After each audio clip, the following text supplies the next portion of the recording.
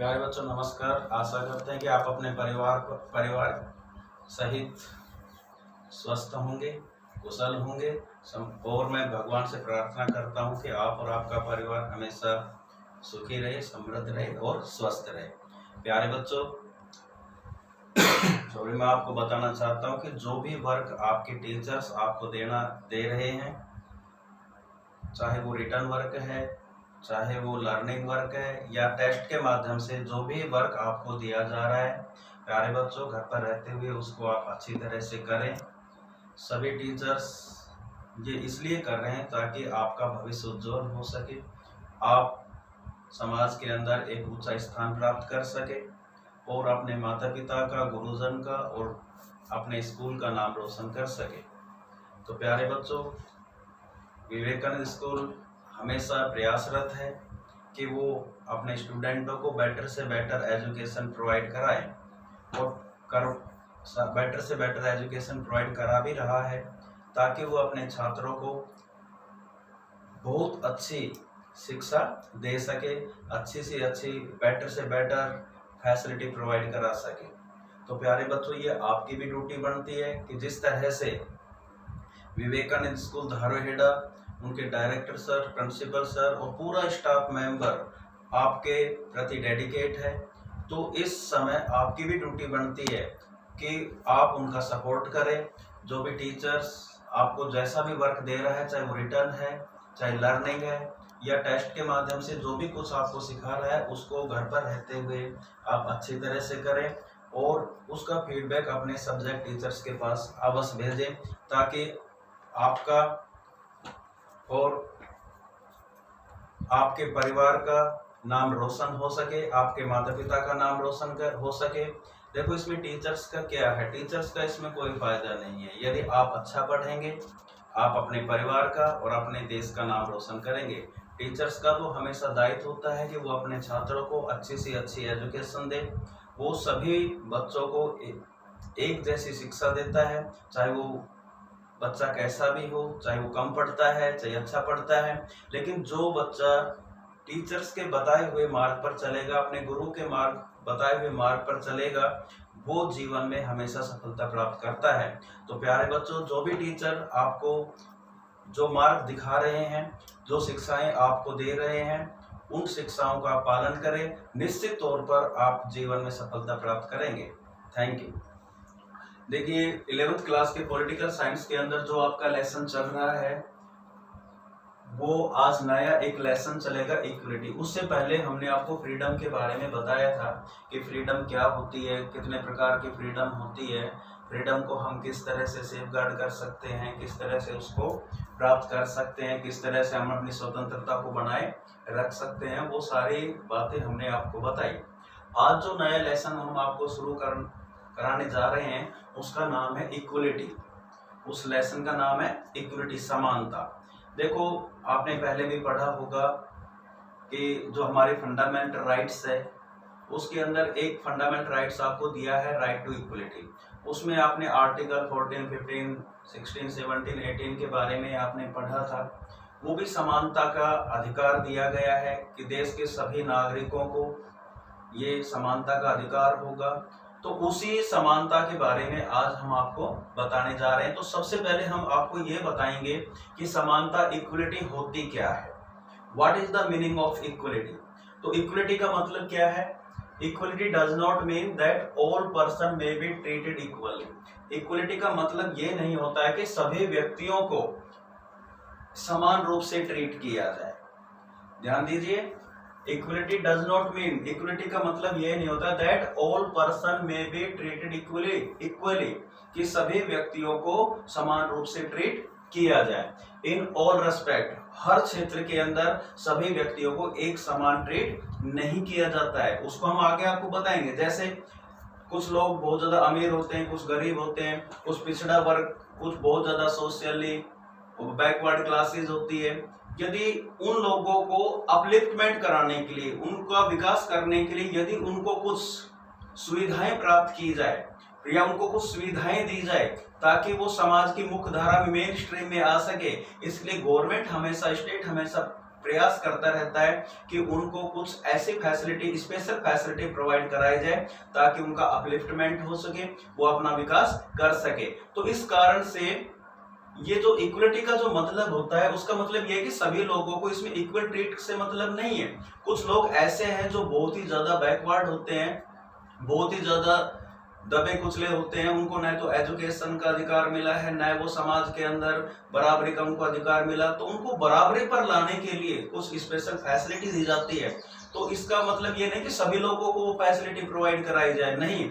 Equality का मतलब ये नहीं होता है कि सभी लोगों को इक्वल अपॉर्चुनिटी प्राप्त किया जाए इन ऑल रेस्पेक्ट। हर क्षेत्र के अंदर सभी को समानता नहीं, समान ये ट्रीट नहीं किया जा सकता। इक्वलिटी स्टैंड फॉर, इक्वलिटी का मतलब क्या होता है? द absence और removal of special privileges to some. इसका मतलब ये कुछ लोगों को जो स्पेशल प्रिविलेजेस, कुछ विशेष अधिकार दिए गए हैं और एंड डिनाइड टू अदर्स, और दूसरे लोगों को अधिकार छीन लिया गया। इसका मतलब ये नहीं होता है कि equality stand for the absence और removal of special privileges. Equality का मतलब ये नहीं कि कुछ लोगों को कुछ विशेष अधिकार दिए जाए या कुछ लोगों के विशेष अधिकारों को छीन लिया जाए।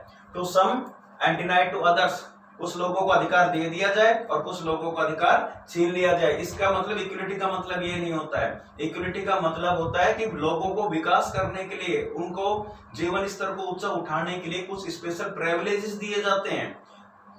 Next, the state should grant equal civil and political right to all people. Equality का मतलब है कि स्टेट अपने नागरिकों को इक्वल सिविल राइट्स और पॉलिटिकल राइट्स दे। इक्वलिटी का मतलब है कि स्टेट का ये कर्तव्य होता है कि वो अपने नागरिकों को, अपने लोगों को समान नागरिक अधिकार और राजनीतिक अधिकार प्रदान करे। सभी लोगों को नागरिक और राजनीतिक अधिकार प्राप्त होना चाहिए। ये काम किसका होता है? स्टेट का। तो स्टेट प्रोवाइड कराता है अपने नागरिकों को समान राजनीतिक अधिकार और समान नागरिक अधिकार on the and making no discrimination, और ये भी ध्यान रखता है कि समाज के अंदर किसी तरह का कोई डिस्क्रिमिनेशन न हो। समानता होती क्या है? समानता यही होती है कि किसी भी प्रकार का समाज के अंदर किसी तरह की कोई डिस्क्रिमिनेशन न हो, भेदभाव न हो। किसके आधार पर? On the ground of race, colour and income. मतलब रेस, नस्ल के आधार पर, रंग के आधार पर, आय के आधार पर किसी तरह का कोई डिस्क्रिमिनेशन नहीं होना चाहिए, भेदभाव नहीं होना चाहिए। वो होती है इक्वलिटी। और ये हमेशा स्टेट अपना प्रयास करता रहता है कि समान रूप से इक्वलिटी आनी चाहिए, सभी लोग समान होने चाहिए। किसी तरह से नस्ल, रंग या रिलीजन, इसके आधार पर किसी तरह का कोई भेदभाव नहीं होना चाहिए। All person should be regarded equal the eyes of law. ये भी आपको ध्यान रखना। इक्वलिटी होती क्या है? सॉरी, समाज के जितने भी लोग हैं, चाहे वो उच्च वर्ग का है, चाहे निम्न वर्ग का है, हाई कास्ट का है, लो कास्ट का है, चाहे वो कितना ही बड़ा अधिकारी क्यों ना हो, चाहे कितना ही गरीब क्यों ना हो, कानून के सामने सभी लोग इक्वल रहेंगे। कानून सबके साथ एक जैसा व्यवहार करेगा। ये कहलाती है इक्वलिटी। चाहे वो गरीब है, चाहे अमीर है, चाहे वो उच्च जाति से, चाहे निम्न जाति से, चाहे वो कितना ही बड़ा अफसर क्यों ना हो, कितना ही बड़ा अधिकारी क्यों ना हो, चाहे गरीब से गरीब व्यक्ति क्यों ना हो, कानून के सामने सब बराबर है। ये होती है equality. Equality also mean that all man should be given adequate opportunity. Equality का मतलब ये होता है कि समाज के अंदर सभी लोगों को अपॉर्चुनिटी प्राप्त होनी चाहिए। Equality also mean that man should be given adequate opportunity. सभी व्यक्तियों को समान अवसर मिलने चाहिए। अपना विकास करने के अवसर सभी लोगों को समान रूप से मिलने चाहिए। वो होती है equality. And to develop their ability, वो अपनी योग्यता को डेवलप कर सके और अपनी योग्यता को निखारने के लिए सभी लोगों को समान अपॉर्चुनिटी, पर्याप्त अपॉर्चुनिटी मिलनी चाहिए, समान अवसर मिलने चाहिए, पूर्ण पर्याप्त अवसर प्राप्त उसको होने चाहिए ताकि वो अपनी एबिलिटी को इंप्रूव कर सके। The state should provide suitable opportunity, और ये काम किसका होता है? ये स्टेट का होता है, सरकार का होता है, राज्य का होता है कि वो अपने सभी नागरिकों को सुटेबल अपॉर्चुनिटी प्रोवाइड कराए ताकि वो अपना विकास कर सके। ये कहलाती है इक्वलिटी। तो ध्यान रखिए, इक्वलिटी का मतलब ये नहीं होता है कि सभी व्यक्तियों को एक समान ट्रीट किया जाए। इक्वलिटी का मतलब होता है कि समाज के कुछ ऐसे वर्ग होते हैं जो बहुत ही ज्यादा मेन स्ट्रीम में नहीं होते हैं, उनको समाज की मुख्य धारा में लाने के लिए उनको कुछ स्पेशल प्रिविलेजेस दिए जाते हैं। और उस स्पेशल प्रिविलेजेस क्यों दिए जाते हैं? ताकि वो अपना विकास कर सके और वो उसके बराबरी का दर्जा प्राप्त कर सके। उसको बराबरी का दर्जा दिलाने के लिए कि समाज के अंदर वो उसको समान अधिकार है, ये स्टेट का कर्तव्य होता है, रेस्पॉन्सिबिलिटी होती है कि वो ध्यान रखे कि किसी के साथ कोई डिस्क्रिमिनेशन नहीं हो, चाहे रेस के आधार पर, कलर के आधार पर, रिलीजन के आधार पर, या बर्थ ऑफ प्लेस के आधार पर, या फिर जेंडर के आधार पर, किसी तरह का कोई डिस्क्रिमिनेशन नहीं हो। तो वो होती है इक्वलिटी। और सभी लोगों को अपने एबिलिटी को निखारने के लिए एक एडुकेट अपॉर्चुनिटी मिलनी चाहिए। यदि किसी व्यक्ति को अपॉर्चुनिटी नहीं मिलती है, इसका मतलब उस समाज के अंदर समानता नहीं है। और ये काम किसका होता है? स्टेट का ये रेस्पॉन्सिबिलिटी होती है कि उन सभी लोगों को अपनी योग्यता को निखारने के लिए समान अवसर प्रदान करें और ताकि सभी लोग अपना विकास कर सके। ये कहलाती है इक्वलिटी का मतलब ये होता है। ये चीजें हम पहले भी पढ़ चुके हैं, जैसे आर्टिकल 14 के अंदर पढ़ा, आर्टिकल 15, आर्टिकल 16, 17, 18, ये सारे के सारे समानता के जो अधिकार दिए गए हैं वो केवल इक्वलिटी प्रदान करने के लिए, समानता, सभी नागरिकों के अंदर समानता है, किसी के अंदर किसी तरह का कोई भेदभाव नहीं हो, ये कहलाती है इक्वलिटी। आगे हम इसके फीचर्स बताएंगे कि ये जो फीचर्स ऑफ इक्वलिटी क्या है उसके बारे में हम अभी आपको बता रहे हैं। अब हम आपको बता रहे हैं कि फीचर्स ऑफ इक्वलिटी, समानता की विशेषता क्या होती है। तो समानता के 3 फीचर्स होती है, उन 3 ही फीचर्स के बारे में हम आपको इसमें बता रहे हैं। सबसे पहले absence of special privileges. Equality की जो महत्वपूर्ण जो विशेषता होती है, the main features of the equality is absence of special privileges. इसका मतलब क्या होता है कि किसी भी व्यक्ति को किसी भी तरह का कोई स्पेशल प्रिविलेज अधिकार नहीं मिलना चाहिए। सभी लोग समाज के अंदर समान है, किसी भी व्यक्ति को उसके colour, religion, caste, creed, blood आदि के आधार पर उसको स्पेशल प्रिविलेजेस नहीं दिया जाए। इसका मतलब है कि इनके आधार पर, इन ऑल रेस्पेक्ट, चाहे वो कास्ट है, क्रीड है, कलर है, सेक्स है, जेंडर, किसी भी आधार पर किसी भी व्यक्ति को स्पेशल प्रिविलेजेस नहीं दिया जाए, ये कहलाती है इक्वलिटी। दूसरी जो विशेषता, provision for adequate opportunity for development. अब ये स्टेट का काम होता है, ये सरकार का काम होता है कि सभी व्यक्तियों को स्पेशल कोई भी अपॉर्चुनिटी प्राप्त न हो, कोई भी स्पेशल प्रिविलेज नहीं दिया जाए और सभी को अपना विकास करने के लिए एडुकेट अपॉर्चुनिटी मिलनी चाहिए। उसको मेरिट के आधार, उसके अंदर जो क्वालिटी है उस क्वालिटी के आधार पर उसको अपॉर्चुनिटी मिलनी चाहिए ताकि वो अपना काम कर सके और एडमिनिस्ट्रेशन के अंदर पार्टिसिपेट कर सके। मेरिट के आधार पर किसी कास्ट, कलर, रिलीजन, ब्लड आदि के आधार पर उसको किसी भी एडमिनिस्ट्रेशन में पार्टिसिपेट नहीं होना चाहिए, उसको मेरिट के आधार पर होना चाहिए उस व्यक्ति को।